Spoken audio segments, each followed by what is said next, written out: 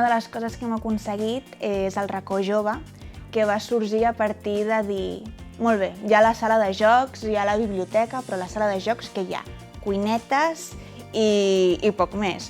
Aquí hi ha nens ingressats des de bebès fins a 18 anys. El de 18 anys, digue-li tu que vagi a jugar amb les cuinetes i et dirà que hi jugui la teva mare.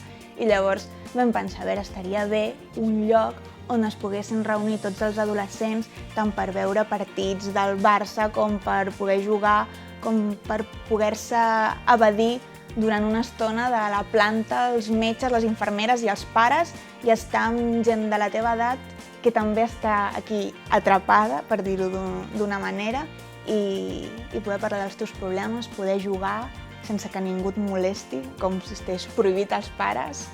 I aquesta idea ens va agradar moltíssim, ens van deixar inclús dissenyar la sala, més o menys dir què ens agradaria que hi hagués, quins colors preferíem, quin nom li posaríem, i aquest és el nostre gran projecte.